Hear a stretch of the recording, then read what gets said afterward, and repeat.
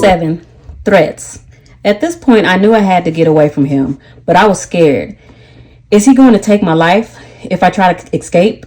One February evening, I thought I found my opportunity at dinner after an event. We were at a ritzy restaurant in a private booth. It was an exclusive setup. We were alone, but we were in public. Perfect.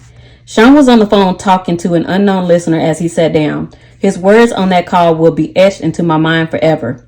We're going to release it. Who shot you? Now. He waited for a response, then went on to say, of course they're going to think Big was talking about Pac. That's the whole fucking point.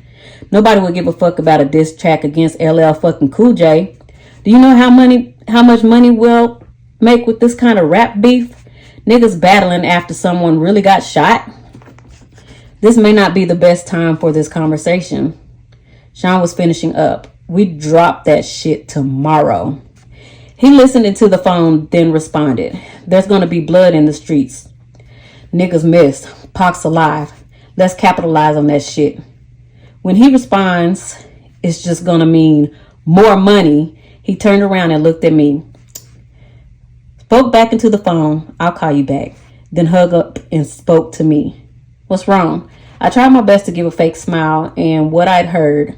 After all, me and Pac were intimate. I responded, nothing. Sean wasn't fooled. Are you sure? His demeanor was threatening, but I responded as cool as I could muster to his intimidating stare. Yeah, of course. He took my hand, saying, that's wonderful. He began to squeeze my hand until it hurt as he continued. Because seeing you walk in the office while I was talking about killing that motherfucker and you not saying shit to me had me just a little concerned. His grip was starting to hurt badly. You're hurting me. As he continued, he squeezed tighter. You're pretending you didn't hear anything was a sign of your loyalty to me. Not something I should be concerned about, right? I had no choice but to give him the answer he wanted. I knew I was trapped when I responded. Of course I'm loyal to you. He let me go as he responded, good. And remember, I'm the big dick. I snatched my hand back in pain. He smiled and said, let's start off with a good wine. He snapped his fingers and his favorite wine was poured for him. They knew what Sean wanted and what he wanted, he got. I'm trapped. Now isn't the time for me to launch my escape plan. I have to be strategic. It's going to be hard to leave the glamour, the glitz, the lifestyle. I mean, this man just snapped his fingers in one of the most exclusive restaurants in New York City and they poured his drink of choice. The bottle of wine is $800 and this is 1994. The list to get in this place is 6 months long if you are somebody. Mayor Giuliani has a table right here tonight also. If I got up and walked out, I would be safe, but what about tomorrow? I had to think. He sipped his wine and smiled. You're not drinking? He pointed at my glass, and of course, a waiter filled it. They knew what I liked as well. Sean has a bad temper. He yells sometimes, and okay, he's roughed me up once or twice, but he's never punched me. He never bruised me, and he never hit Quincy. I would not have stood for that. He never laid a hand on my son. At that time, I never thought of him touching Quincy in any way. Then the significance of what he said hit me. Is he mad at Tupac over me? I'm the big dick. Oh my God. The last time he put his hands on me, it was because I enjoyed Jamie Foxx too much. Shit, he enjoyed Jamie Foxx too much. Or two. He gets so insanely jealous. It's not fair. He wants to bring other men into the bedroom, but gets jealous when he does. Damn, you're quiet tonight, he said, snapping me back into the present. I asked the question that was burning in my mind since I walked into that office. What does Chris think of this? He looked at me coolly and said, his fat ass better just keep doing music. A third guest was escorted over by security. Sean motioned for him to sit. A waiter walked over to Sean Carter and asked, would you like something? Carter responded, no thank you, then said hello to me with a smile. Smiling, I replied, hey Carter, and took a sip of my drink. The Seans may share a bed together from time to time, but thankfully I was never asked to join them. Carter went on to speak to Sean. I thought we were meeting in private. Sean replied with a nonchalant shrug. I had to discuss something with her. It's fine, go ahead. He wielded this kind of power. Carter shifted. uncomfortably in his chair before continuing. It's true. Chris and Pac were about to start their own label. Sean slammed his fist against the table, shouting, "Doesn't anyone have any fucking loyalty?" Carter, well, that's not happening now, right? Sean peered at Carter with distrust. Why the fuck are you so eager to share this with me? Chris is your man. Fuck, he brought you on and you're stabbing him in the back? Carter responded with indignity. First, I'm tired of being that nigga's son. I need to come out from under his damn shadow. Sean smiled slightly. Okay, I respect that. Carter kept going. On top of that, this nigga is making that move, and it should have been with me. Sean looked at Carter blankly. Pop put on Chris. You know this. What's this really about, Carter? Don't fucking try to play me. The Jay-Z of today wasn't born yet. This Sean Carter was in over his head. Cornered, he had to spill it out. I want his spot. Ambition. Now this is a man I could work with. Sean made a grandiose gesture towards Carter. Waiter, get this motherfucker whatever he wants. Carter smiled. Thank you, Sean. Responded. Honesty and ambition. We're going to make a lot of bread together. Carter ordered a drink as he stated again. Guess he won't be leaving with that nigga to do their own label now. Sean responded with his normal air of arrogance. Why don't you let me worry about that? I took this as my cue to escape. I told Sean I'm going to go ahead and get back to Quincy. Sean was wrapped up in his conversation with Carter and barely noticed as he excused me. Had the limo drop you off. We didn't eat. He didn't care.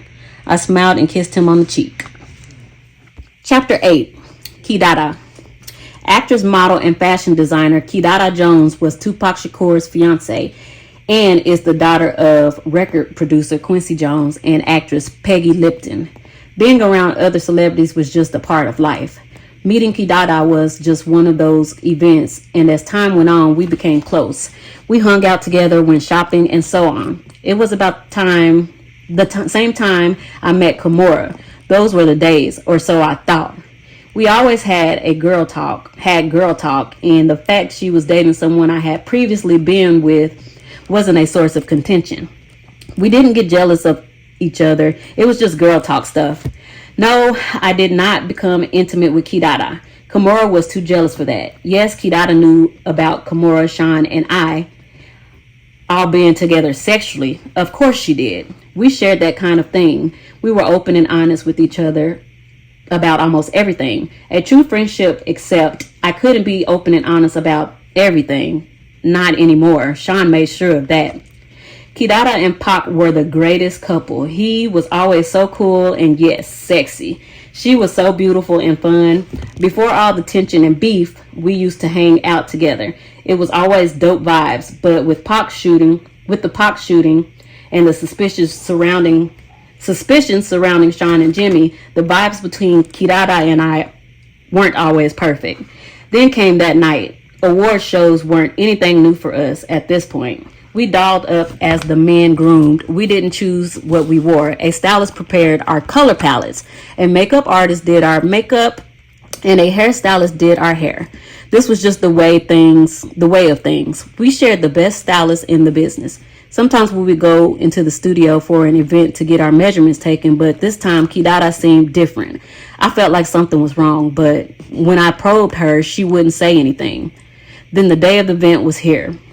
We would all see each other inside. Even though Sean was my man, as far as props, I had nothing on Kidada. Being Quincy Jones's daughter had perks, and superstardom was among them. Pac wasn't there. When she saw us, she came over to our table. We sat around kicking it in a very dope vibe. Sean knew he was going to clean up this award show. He had all but taken over the East Coast musically. With all the hits, there really was no way he wouldn't. Bad Boy is Hall of Fame stuff now, and Sean P. Diddy Combs knew it. Sean smiled at Kidada as she sat at our table, but something about that smile didn't seem authentic. Soon I would know why. He's sick when he has a grudge against someone. As she sat, Sean said, "Bad Boy is going to clean the fuck up." From his table with Faith, Chris replied, "Hell yeah. And that new shit we busting out gonna have these niggas sick. Kidada signaled for the waiter to pour her glass of ginger ale that sat over at her table. As the waiter refreshed her drink, she said, Pac's music gonna get some loves too. Get some love too. Sorry, y'all. I'm off tonight. Sean grimaced. Oh, come on, Sean. I know y'all got differences, but you have to admit the man makes great music. Sean looked at me out of the corner of his eye, then took another sip of his favorite cognac and replied, Bad Boy got the hottest music on the fucking planet, but I ain't tripping. Everybody gotta get their shine, right? Kidada sighed. Sean, Tupac thinks you were involved with him getting shot. You two were so close. You need to make this right. Sean responded indignantly. Why the fuck would that nigga think I had anything to do with it? Kidada retorted. Sean, can you blame him? Sean was obviously not happy with that question by his reply. Hell yeah, I blame him. We had a good thing going. All of us. That nigga turned on me and he has the fucking balls to blame me for his shooting. The indignity he managed to spew out while lying through his teeth was something I did not expect. I was thrown back for a moment before interjecting. Do we have to do this tonight? It's Sean's big night. Kimura heard the ruckus and made her way over to our table as well. She sat down and said, Hey, everybody, with that big dimple smile. I smiled and replied, Hey. Kidada also seemed happy to see her as she said, Hey, what up, Kimmy? Kimura, never the type to hold her tongue, went straight at it. The whole place is buzzing with the fact that you're sitting here accusing Sean of having Pac shot. Y'all kinda loud. She laughed. Kidada seemed embarrassed as she looked around to see everybody staring and whispering, but she wasn't about to back off. In fact, she doubled down. Anybody here not talking about it ain't real anyway. We all know Sean was behind it. Kimura forced a smile. Honey, we don't have to do this here. Kidada made clear she was not to be silenced as she continued. Oh, let's not hurt the feelings of Sean Puffy Combs. He only had one of the most prolific rappers in the game shot. Sean clenched his fist. If this was anyone else, this would have turned ugly. But this was Quincy Jones's daughter. Sean was a monster in the streets, well feared by the men that knew. But he did not want any of the smoke Quincy Jones could bring. Kidada could continue with impunity. Sean could not touch her. Christopher and Mary, both wanting to defend the super producer that made them famous, both started to stand and make their way over to the table. But Sean signaled them off. With a firm motion of his hand, they remained in their seats watching helplessly. Kidada seemed to be on a full rampage. You're not safe in the streets, Sean. You think you're untouchable? Kimura seemed almost red in the face when she grabbed Kidada by the hand, saying, I gotta go to the restroom. Kidada, not willing to stop, snatched her hand away, yelling, Let go of me. Kimura needed her to get a grip and said sternly as a parent speaking to a child mid-tantrum, Die! Kidada turned and yelled at her. What? Kimura nodded towards the crowded room and Kidada looked around. Here she deflated slightly. Kimura, now in control, spoke firm but softly. Let's go powder our nose. Kidada nodded with a grimace and gave a sharp look back at Sean as she walked away. As the tension slowly melted away, I asked Sean, You okay? Sean didn't reply at first. He looked around, saw that no one was really paying attention now that the ruckus had died down, and stood to get the pitcher of ginger ale from Kidada's table. He poured himself a drink from it, looked around again, saw no one was paying attention, and put the pitcher under the table. What was he doing? Then I heard the distinct sound of liquid being poured into liquid. Oh my God. Is he peeing in the pitcher? He smiled at me as he brought the pitcher from under the table and finally replied to me, I'm good. He then stood and returned the pitcher to the table. I was in awe. I knew he had a bad temper, but this was disgusting. I'll never eat or drink something after we have an argument again. Kidada and Kimura made their way back to Kidada's table to sit. As Sean watched on quietly. Sean made small talk. Which songs do y'all think they'll give me awards for? As Kidada poured her drink, Sean's bodyguard made his way over to the table. I think he stopped her from drinking as everyone else just sat and watched. Jean risked incurring Sean's wrath. If I'm right, relieved, I replied. Babe, your catalog is crazy. It could be a lot of songs. Sean glared at Kidada's table the entire night. Chapter 9, Going Back to Cali. We had a wild night. It was after one of Sean's infamous parties. Everyone was there, and we not only had threesomes, but we also swapped partners. Our sex life was crazy, but I got to do things with Sean I would never have been able to do with a straight man. Sean cared about me, but it was becoming more and more obvious that he preferred men. I was beginning to think I was there more to cover his wild desires than because he really wanted to be with me. He was like Caesar, every woman's man and every man's woman. But truthfully, at that stage, I was becoming okay with it. I woke up and left the bedroom where I was with Jada Pinkett, and Sean happened to be coming out of the bedroom with XXXX and Will Smith. Yes, XXX attended the parties from time to time. I could see him and Will kind of snuggled up on the bed together. I was grateful I wasn't asked to join in that room. I didn't really like XXXX. Sean smiled when he saw me. Good morning. Here at the orgies, he was very affectionate. He didn't have to pretend, but he couldn't walk straight. I knew how his ass felt, literally. We've had sessions playing with each other's anal cavities. I wanted to be home before Quincy woke up, so I told him, I'm getting ready to go. He responded, let's have a cup of coffee first. This meant he wanted to talk. I didn't know what it was about, but in situations like this, I didn't really have a choice. He was becoming more violent when he didn't get what he wanted. And I didn't really want to fight, so I sat down. But before he started talking, XXX came out of the room. Sean was wearing boxers. XXX was in his birthday suit. XXX addressed us morning.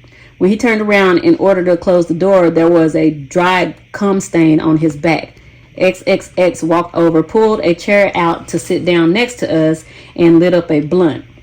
Sean stretched, smiled, and said, this East Coast, West Coast beef is more lucrative than I thought, but it's getting dangerous. XXX responded, surprised. Business first thing in the morning? Damn, cuz, you own it.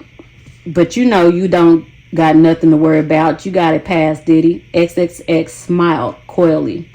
Sean apparently has something to talk about with XXX as well, because he said, I can't protect everybody, especially if someone is no longer going to be on my label. It was apparent XXX was taken aback by this turn of events by his reply. Sean, are you saying what I think you're saying? Sean continued, it's taxing on my resources to protect people. Someone that isn't 100% on my team can't get 100% of my protection. What the hell is going on here? What does Sean want from me? This morning is turning out to be way more than I expected, and I have to go. Quincy will be looking for me. Meanwhile, XXX apparently wanted clarity. So to be clear, if something happened, XXX made quotation marks with his fingers to one of your artists that was leaving your label anyway, it would be considered, he makes another set of quotation marks, out of your control. Is that what you're saying? Wait a minute. Can they be talking about Biggie? Is Sean saying he won't protect Biggie? At this point, I was too young, too naive, too hungover to understand that this was not a lack of protection. This was a hit. Where did this come from this morning? But an older, wiser me understands now what I did not comprehend all those years ago. Sean was just getting to the real reason that he had XXX there. The world was about to lose Biggie. XXX laughed. You a cold motherfucker, Sean said. Why the fuck should I protect someone that isn't going to stick around? I made him. That nigga should be worshiping the ground I fucking walk on. I was thinking Sean's ego is rearing its ugly head and I wanted to get out of there, but instincts told me I need to tread carefully. So my next move had to be calculated. I don't really want any part of this, not even implicity, but I was just dragged right into the middle of it. If what was happening here ever comes out, will I be held as an accomplice? But even as those thoughts crossed my mind, I couldn't just pretend this was okay. So I said, but Sean, he hasn't left you. They're just rumors. Are you going to let him die because of some rumors? Sean glared at me, the anger in his voice obviously stemming from hurt as he said, I know when I'm being betrayed. I'm not killing anyone, but I am not protecting somebody that doesn't have my back 150%. Fuck that. This was railing out of control. My mind began to race. Is there a way to get through to him?